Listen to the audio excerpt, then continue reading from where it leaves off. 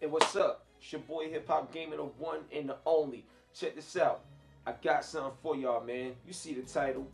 The PS2 era is reborn. Sony brings back the PlayStation brand. Real talk, this move right here, as a gamer, is overwhelming. And it brings the kid heart back to the game industry. Seeing Microsoft and Sony like really battle it out like this, this is what we live for, yo. So welcome to Gamers versus Journalists once again. Point number one, Sony beats Microsoft in NPD numbers for America.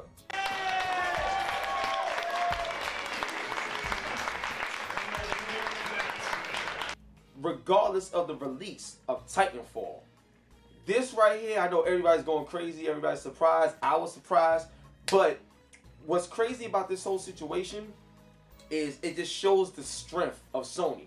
The reason why I say that is because right now, Sony, and they even said it, there's a lot of supply constraints. They're getting better at it though. Like, you could get PlayStation 4s a bit easier than you could before, but there still is supply constraints, and it won't be in full flow until summertime, according to Sony's executives. But the fact that Titanfall had all this hype, right? That's the first thing. The second of all, the fact that they kept the 360 version away from showing it, screenshots, videos, and all that. They kept it away until 2 days before release. You know what I'm saying? They kept it away so that you would go out and get an Xbox One specifically for Titanfall. Like, that's the second thing. Then the third thing is all the hype that Titanfall had is nowhere near as good as it was hyped to be. But it is good and it's fun and it's a decent game. You know what I'm saying? When you look at those factors in comparison to Sony, which is a cheaper machine, but they also had Infamous Second Son, which got a lot of hype too. Not as much hype as Titanfall, but it had a lot of hype. This is a single-player game, not a multiplayer game, in the world today where it seems multiplayer dominates everything. So, you got to factor that in as well. So when you look at all of these things and to see Sony come out on top, from a hardware standpoint, it speaks volumes in terms of their message from day one. Now, February 20th, 2013, Mark Cerny graced the stage. Mark Cerny.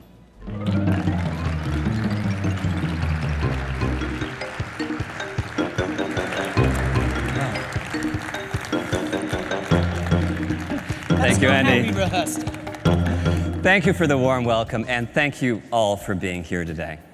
It wasn't no executive or no businessman in suits or nothing. It was a game developer that's a gamer himself, obviously, and he had a vision, and he told you the vision. And ever since that day, Sony has been in a beautiful relationship with gamers, talking back and forth. If they did something great, great. They did something bad, they talk to the people, they fix it fast. It's games, games, games. That's been their message. That's what they've been praising, and the results of everything that they've done has been stemmed from that message from February 20th. They showing you the power. They giving you the independent developers. They giving you everything. They are spearheading and leading this generation by example, and it's a clear reminder of how things were in the PS2 era. But with the power of the PS4, you can take that PS2 era, that feel, and capitalize on it in a bigger way, simply because of their position now. That's the first point I wanted to make. Second point, when you look at the variety of games that the PS2 had, right? They had the Metal Gear, Devil May Cry, you know what I'm saying?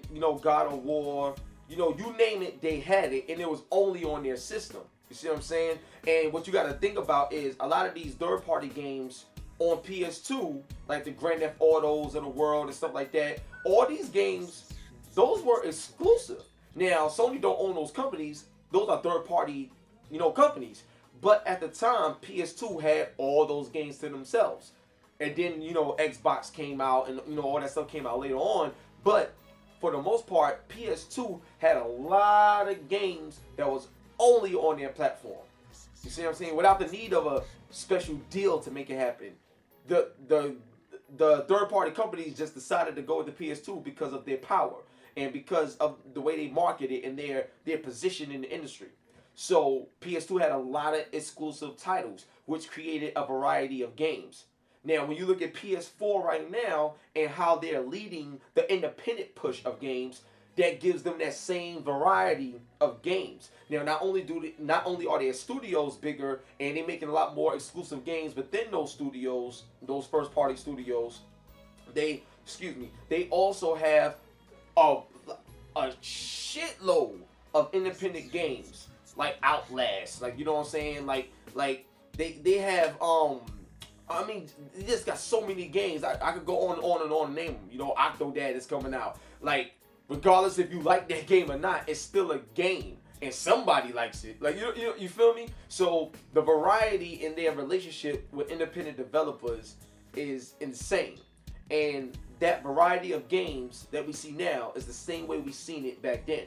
Now, to add to that, when you look at the PS2 era, you know, with the whole multiplats and stuff like that, like even with the multi-platform games, it was sold more on PS2, and that helped generalize the audience, making the audience say, hey, let me just get the PS2 version since everybody else is getting it. Like, you know, it's like an allegiance, so to speak. You feel me? So when you look at the PS4 right now, and it comes to the multiplats, not only are the multiplats selling more on PS4, but they got a better performance than you know, everybody else. So the PS4 getting a better performance.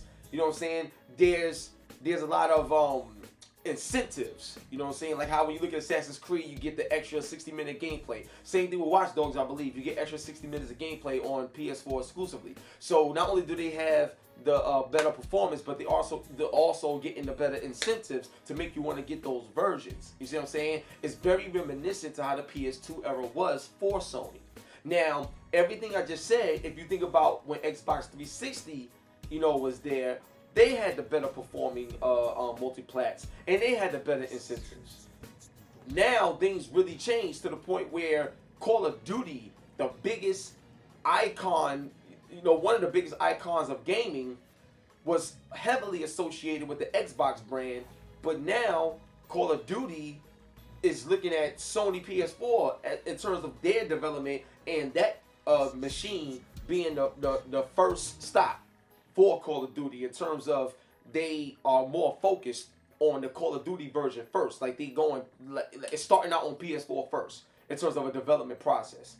You know what I'm saying? According to some rumors, though. I gotta say according to rumors.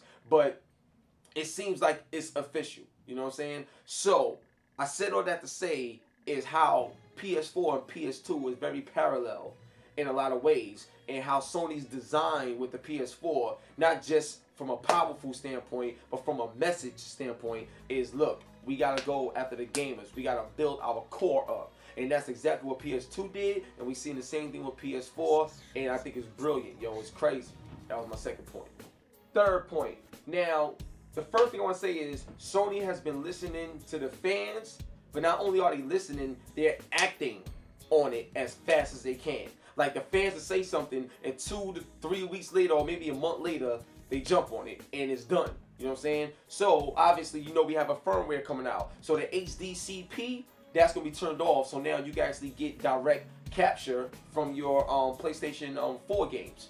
Now, what's so crazy about that is in the PS3 era, that has been asked for the longest time, and they never did it. They never did it. They said, forget it, we ain't doing it. But in the PS4 era, they asked, and we shall receive. You feel me? And we receiving that. So not only do we got the HDCP coming and stuff like that, but they make sure the online network, you know, work really great. It's really good. The UI is fast and it's better. The PlayStation Store, like everything that has been a complaint, they have really resolved, and there's more resolving to come. And they're not saying it. The action speaks louder than words. Now, there was an interview that Jeff Keighley did with Jack Tritton, and Jack Tritton was saying, hey, look, you know, developers are saying that our machine is the best, we're the most powerful, this ain't no PR talk, this is what they're telling me. The PlayStation 4 is the most powerful machine, hands down, and I hate talking the talk without walking the walk. Talk to the third-party development community, and I encourage people to look at games side by side from the third-party publishers and tell me which game looks more impressive to you on which platform. And I'm just, you know, telling you what I'm hearing from the from the publishers out there that are making the games. But I'd ultimately like to let the consumer be the judge as opposed to making boastful statements.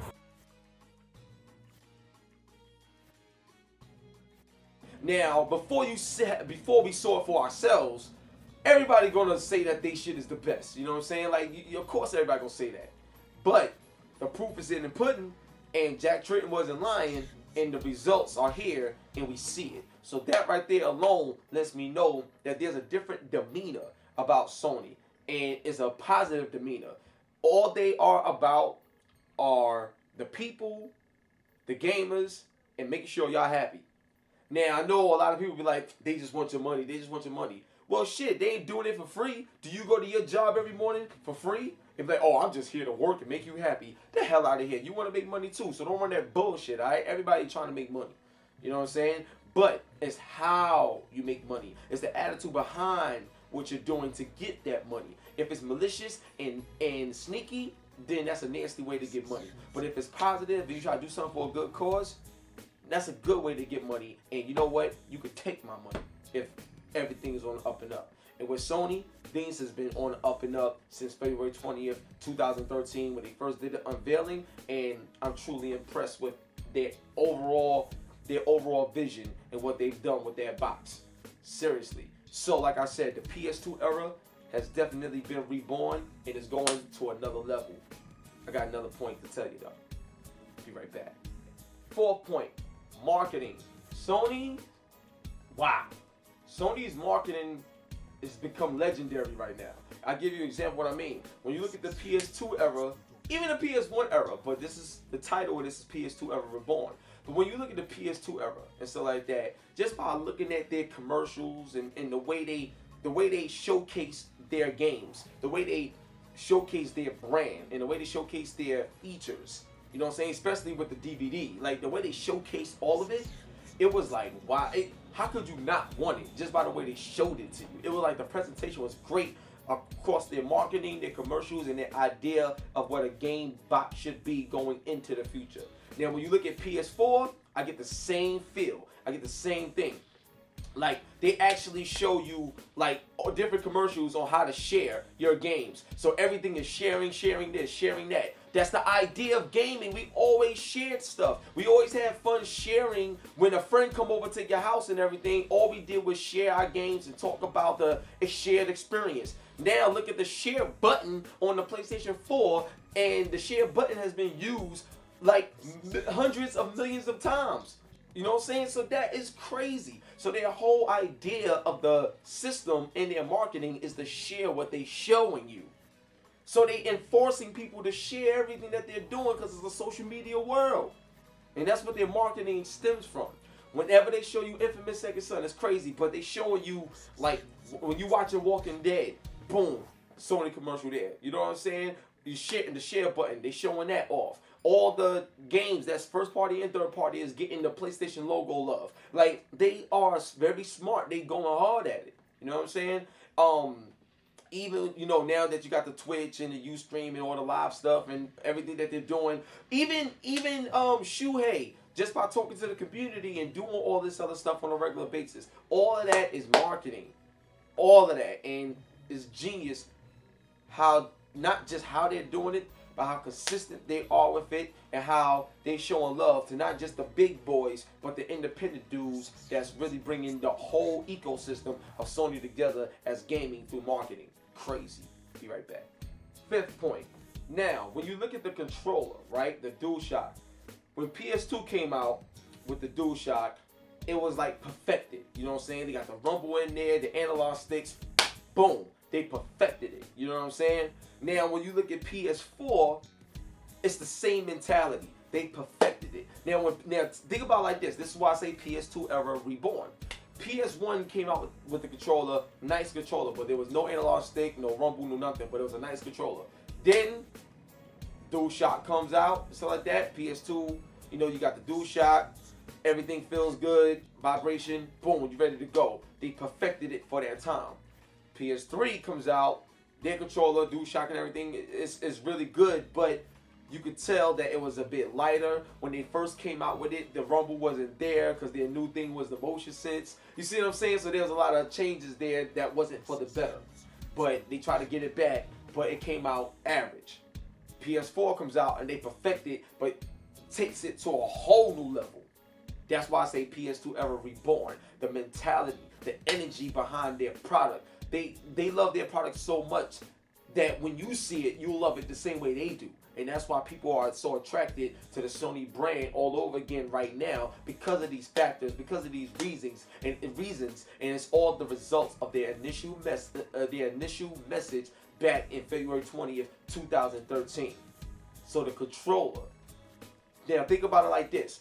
How many gamers themselves, whether you're on YouTube, journalists, whoever you are, how many people has been saying that, wow, playing first-person shooters with the PlayStation 4 controller feels great, feels amazing. Actually, PlayStation 4 controller is the best controller. I like it better than the Xbox One controller. A lot of people have said that. You got the touchpad, you got the speaker built in it. It's a lot of stuff. There's a part in Infamous Second Son where Delson Rowe picks up a helmet in order to hear the communications that's going into the enemies. So you know what you got to do with the controller? You got to pick the controller up just like how he picked the helmet up in the game and listen to what they're saying so you can hear it in your ear.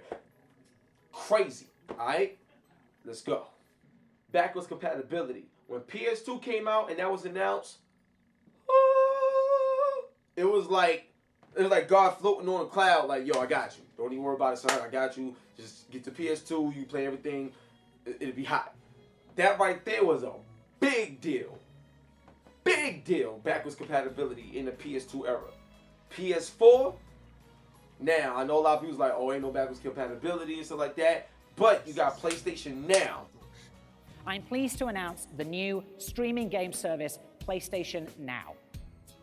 This service will, in the long term, provide existing PlayStation gamers with instant access to the games they loved from previous generations, from the original PlayStation, PS2, and PS3.